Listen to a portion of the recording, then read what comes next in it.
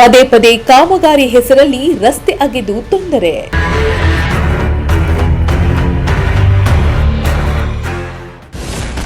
ಅಧಿಕಾರಿಗಳ ನಿರ್ಲಕ್ಷ್ಯಕ್ಕೆ ದಿನನಿತ್ಯ ಸಾರ್ವಜನಿಕರು ಹೈರಾಣು.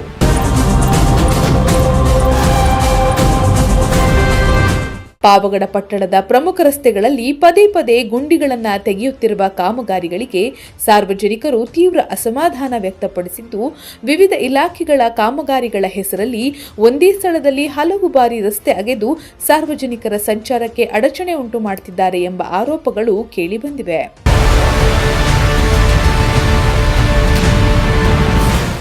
ಕೆಶಿಪ್ ರಸ್ತೆ ಕಾಮಗಾರಿ ಆರಂಭವಾದ ದಿನದಿಂದಲೂ ಪದೇ ಪದೇ ರಸ್ತೆ ಅಗೆದು ವಿವಿಧ ಇಲಾಖೆಗಳ ಕಾಮಗಾರಿಗಳನ್ನು ಕೈಗೊಳ್ಳಲಾಗುತ್ತಿದೆ.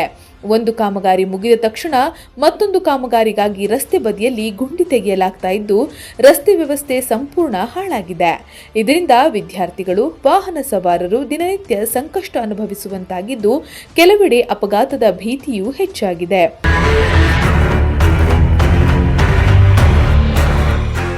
ಇನ್ನು ಕೆಶಿಪ್ ರಸ್ತೆ ಕಾಮಗಾರಿ ಪೂರ್ಣಗೊಂಡು ವರ್ಷಗಳೇ ಕಳೆದಿದ್ರೂ ಇದೇ ಪರಿಸ್ಥಿತಿ ಮುಂದುವರೆದಿರೋದು ಅಧಿಕಾರಿಗಳ ನಿರ್ಲಕ್ಷ್ಯ ಧೋರಣೆಯನ್ನ ಬಿಂಬಿಸುತ್ತಿದೆ.